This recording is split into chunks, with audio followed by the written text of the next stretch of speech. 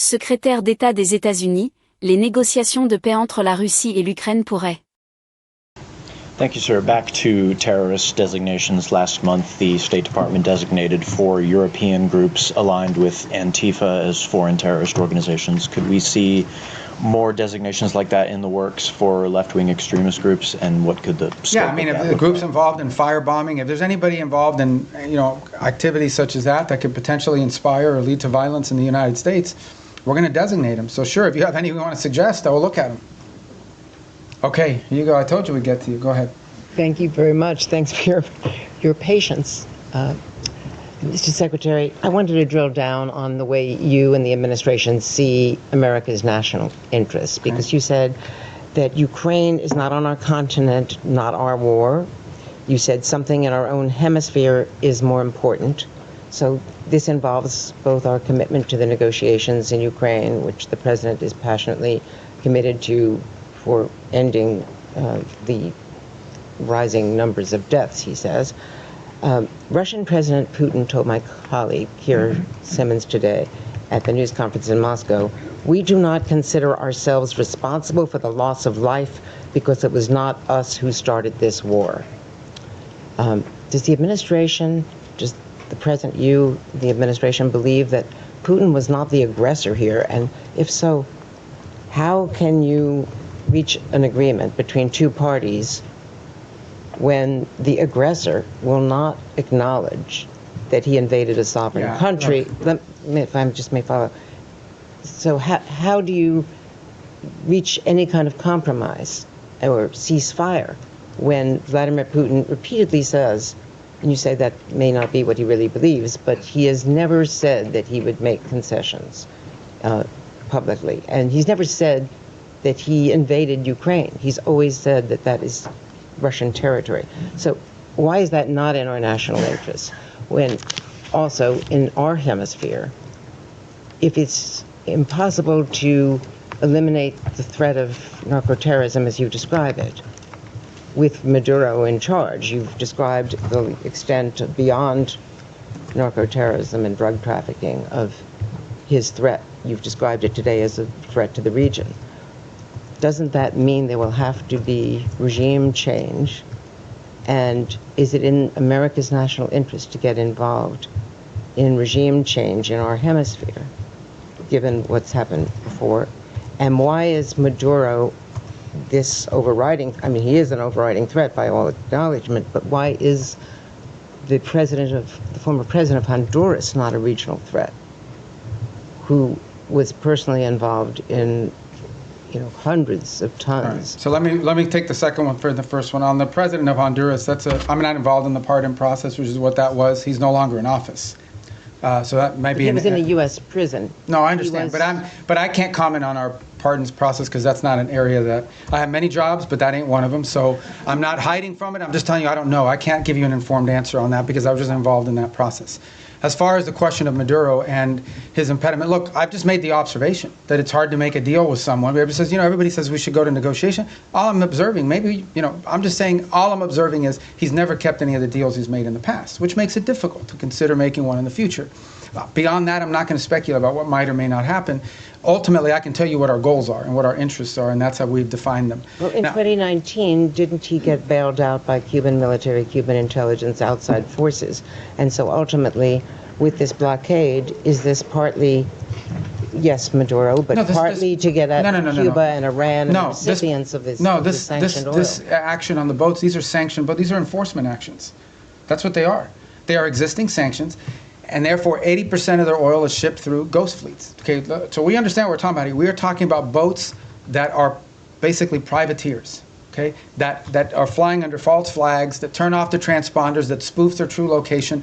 They are hired to evade sanctions. We are simply enforcing sanctions. Every one of these has a court order attached to it. We go to a judge, the judge issues the warrant, we're executing. These are enforcement actions. The fact that they happen to impact a terrorist regime, is a good thing, but they are enforcement actions, and we are conducting enforcement actions. On the case of Ukraine, no one has said that Ukraine is a zero in terms of our national interests. We have sold them billions of dollars worth of weaponry. We've provided them in previous billions of dollars worth of weaponry. We continue to provide them intelligence support.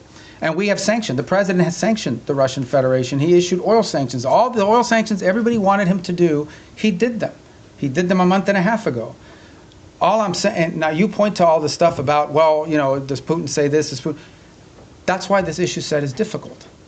I'm not claiming anything other than the fact that we understand it's difficult. We understand that you're not going to have a deal unless both sides have to give and both sides have to get. Both sides will have to make concessions if you're going to have a deal. You may not have a deal. We may not have a deal. It's unfortunate. The U.S. should walk away from that if it is not a prime region interest because it's not in our continent. That's not my decision to make. Ultimately, the president will make a determination if and when he feels like further U.S. engagement is no longer productive or serves the national interest. That's a decision the president have to make. I can't speculate about that. All right, yes. Mr. Secretary, a question for you on Venezuela and then quickly on Ukraine. You mentioned Maduro was not the only one indicted by the United States in the Southern District. Does that mean it is U.S. policy that not just Maduro, but his top regime lieutenants, cabinet members, that they all must exit? Yeah, no, I point to the indictment simply as when people say, well, how do we are alleging that he is, and I guess, you know, you can describe it any way you want. I just want to make clear, like, this is not something we came up with. Right. We're basing it on a federal indictment and a superseding indictment. Cabello's in there. Yeah, a bunch of people are. And so, but what it proves is, and the reason why I raise the indictments is because the indictments are the point of the $50 million reward. And I believe the $25 or $10 million reward for Cabello and for others. My point is that this allegation, this claim that the Maduro regime is a narco-terrorist organization is not on the basis of political talk or speculation. It is on the basis of evidence provided to a grand jury in the Southern District of New York that returned an indictment. And that's why I point to those indictments. Can I ask you on Ukraine quickly? Because Russia has deployed its latest nuclear-capable missile system to Belarus, according to that country's leadership. We've heard from a number of European leaders, the Chancellor of Germany himself, that they think this era of Pax Americana is gone, that they are needing to prepare to be on a war footing because of the threat from Putin. Do you believe, does this administration believe today, that Vladimir Putin will end his march on the eastern flank of Ukraine?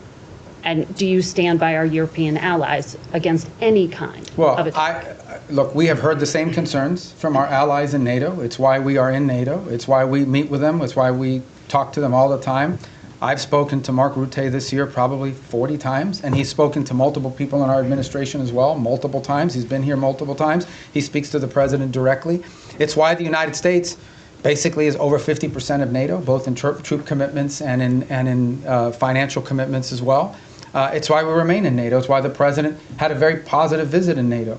In the end, that's why we're in this alliance. And that's why Article 5 in the NATO alliance is important, and the president has reiterated that. We think it's a very strong deterrent against any of these fears or concerns that any of our allies in the region may have. And the president's been clear that we are committed to NATO, we're committed to the alliance, and our commitment isn't just rhetorical. Our commitment is in action, in the troops that have been deployed, in the monies that have been spent, in the capabilities that are located, in the cooperation and that work that we do every single day with our NATO allies. The only thing we're asking for, which is not unfair, is for our partners in the alliance to improve their own capabilities. Because the more capable our allies in NATO are, the more capable NATO is. We're going to keep doing our part. We just want them to do more. And they've committed to do more. But these allies are saying that they are concerned now. Sure, and that's why we have NATO.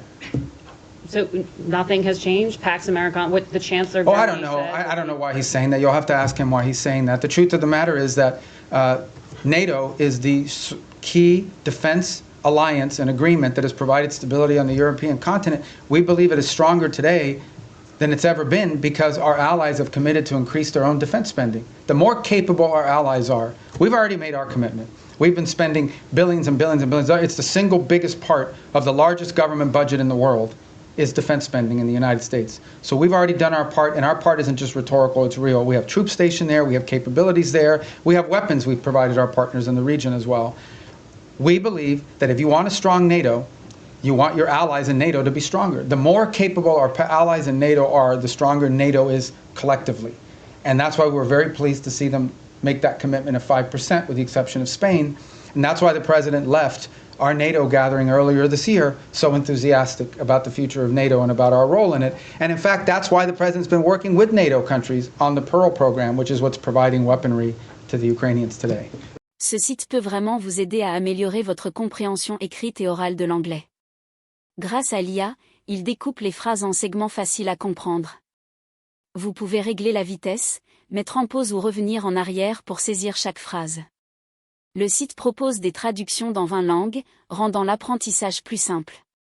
Il suffit d'entrer en nieste.com dans votre navigateur. Essayez-le dès maintenant.